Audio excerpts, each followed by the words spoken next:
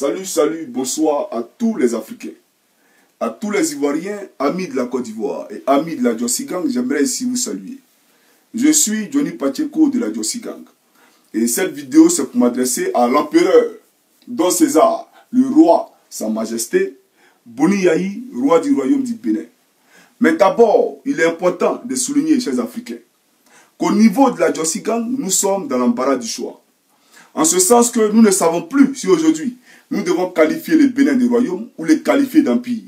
Parce que M. Boni Yayi, pour ceux qui ne le savent pas, est un empereur. Et nous allons le démontrer tout à l'heure. Même pour l'heure, compte tenu du fait qu'aujourd'hui en Afrique, nous avons en face de nous des royautés.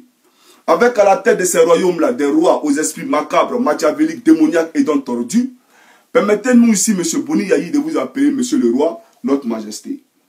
Et la Djossi Gang n'est pas en train d'apporter un additif à ce que les Africains savent déjà. Parce que tous, nous savons que vous êtes un roi. Alors je vais poursuivre mes propos ici en disant que monsieur le roi, vous êtes l'incarnation du non-sens. Vous êtes l'incarnation de l'escroquerie. Vous êtes l'incarnation de la médiocrité. Vous êtes l'incarnation de la dictature. Vous êtes l'incarnation de la barbarie. Et enfin, vous êtes l'incarnation de la sauvagerie comportementale. Pas pour vous traiter de sauvage, loin de là. Les sauvages vivent dans la jungle. Vous vivez en société avec nous. Même si aujourd'hui, vous avez confisqué cette société-là qui est le Bénin, et vous l'avez transformé en état monarchique pour en faire un royaume et un empire aujourd'hui, mais vous vivez en société avec nous. Sauvagerie comportementale pour dire simplement que vous êtes un assassin. Vous êtes un criminel, un meurtrier qui passe son temps à tuer, à faire disparaître les opposants politiques parce qu'il ne partage pas ses idées, parce qu'il veut s'accrocher au pouvoir. Alors aujourd'hui, nous sommes choqués de constater un Boni Yayi différent de ce qui reflète dans la société et devant la presse. Alors on nous dit souvent que les morts ne peuvent pas parler. Mais moi je dis ici que les Béninois ne me diront pas le contraire. Donc suivez mon regard, cher roi, cher Béninois. Cette dame-là, M. Boni Yayi, monsieur le roi, Madame Bernadette Sowoudji Agbossou, vous la connaissez n'est-ce pas? Qui était ministre de votre gouvernement. Vous l'avez fait assassiner. Et on va laisser le côté de dénonciation que je suis en train de faire aujourd'hui. M. Boni Yayi, vous devriez avoir honte. Assassiner une femme, vous n'avez pas honte, quel que soit qui elle est, même si elle est opposante. Vous assassinez une femme, vous devriez avoir honte. Qu'avez-vous dit aux enfants de cette dame-là? Que votre maman, elle a acheté à qu'elle va revenir demain matin? Elle vous Dieu pour décider de qui doit vivre et qui ne doit pas vivre. Jusqu'à preuve de contraire, votre pouvoir a des limites. Et ces limites-là, c'est que vous-même là, vous ne pouvez pas vous empêcher de mourir. Vous partirez un jour. Donc ça veut dire que vous n'avez pas le droit d'ôter la vie à un être humain. Mais vous l'avez assassiné pourquoi? Pour ses idées. Vraiment, c'est malheureux, c'est piteux, c'est hideux. Écoutez ici, je vais vous montrer une autre vidéo, une autre photo. Monsieur Hubert Danivo, vous le connaissez n'est-ce pas? Monsieur Hubert Danivo, qui était un haut fonctionnaire au ministère de l'économie et des finances. Vous l'avez fait assassiner pour ses idées. Je vais vous montrer encore, monsieur le juge Kovi. Le juge Kovi, vous le voyez souvent dans vos cauchemars, n'est-ce pas? Voilà, vous l'avez fait assassiner. Mais voici un état où on assassine la justice, où on écrase la justice, où on piétine la justice, où on tue celui-là même qui doit faire respecter les droits, celui-là même qui doit dire les droits.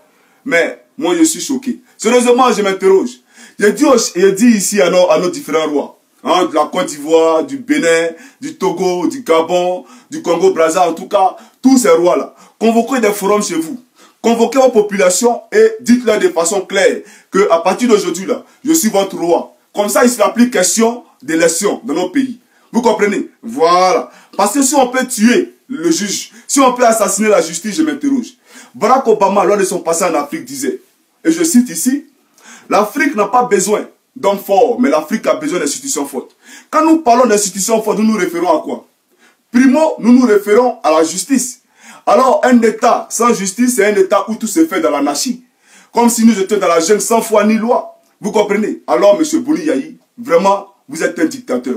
Vous êtes un monstre. Vous êtes habité par une cruauté qui ne dit pas son nom. Votre caractère d'animosité a pris le dessus sur votre raison. Et cela m'écoeure, vraiment, je vous le dis.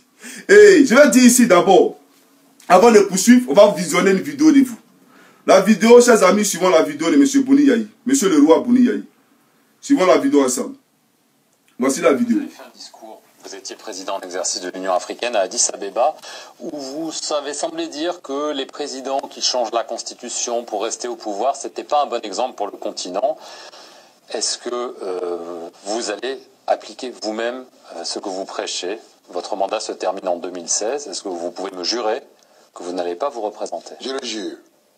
Et tous les Béninois, même ceux qui sont dans le ventre de leur mère, savent que mon pays, eh bien, la question du respect de la Constitution est fondamentale. Et il n'y a aucun débat. Le débat sur le respect de la Constitution dans mon pays est terminé. Il n'a jamais été ouvert d'ailleurs, à mon avis. C'est des fondamentaux qu'il faut respecter. Voilà. Des fondamentaux qu'il faut respecter. Monsieur Boni Yayi, vous connaissez Lionel Agbo, n'est-ce pas?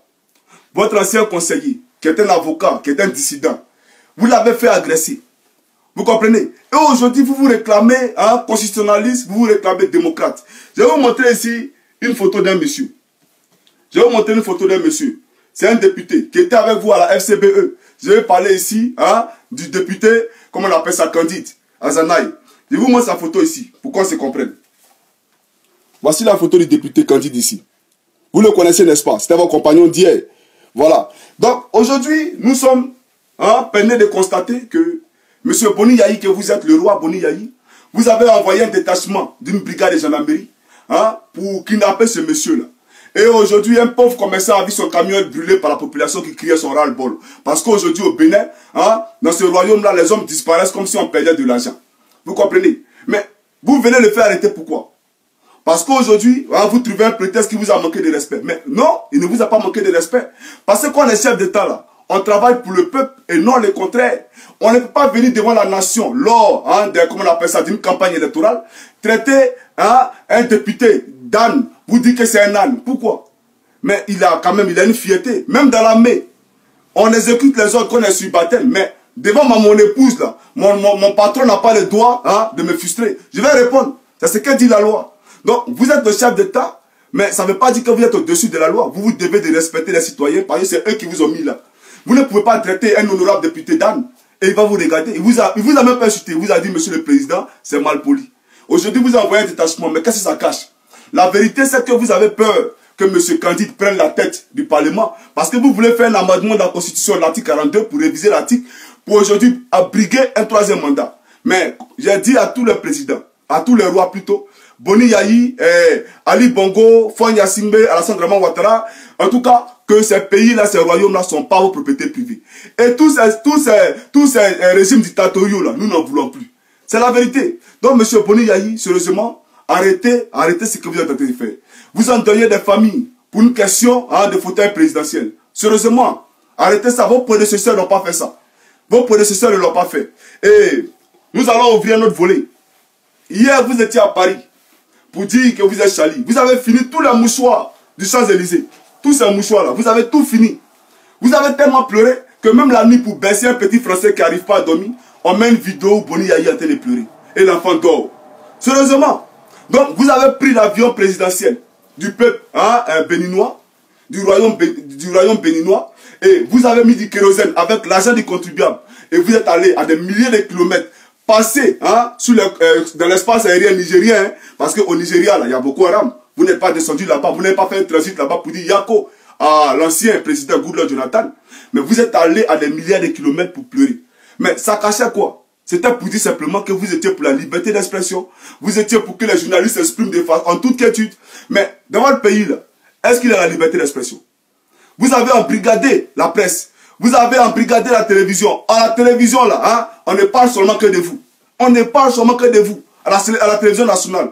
Mais attends, je vais vous montrer une vidéo ici. Pour ne pas que les gens disent que je suis en train d'inventer.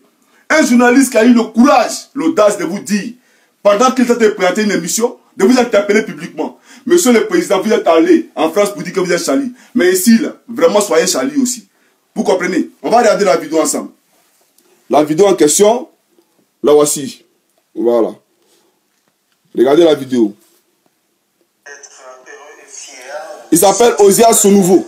Vous le connaissez, non? Charlie, pour la liberté de presse en France, à l'international. Et comme on aurait aussi aimé que pour aller jusqu'au bout de cet engagement, le chef de l'État devienne Charlie au RTB. Charlie au RTV pour la liberté de presse sur le service public de l'audiovisuel au Bénin. Liberté de presse qui rime avec ouverture des antennes de la télévision nationale, au vrai débat contradictoire sur les grandes questions politiques et autres qui engagent le présent et l'avenir de la nation.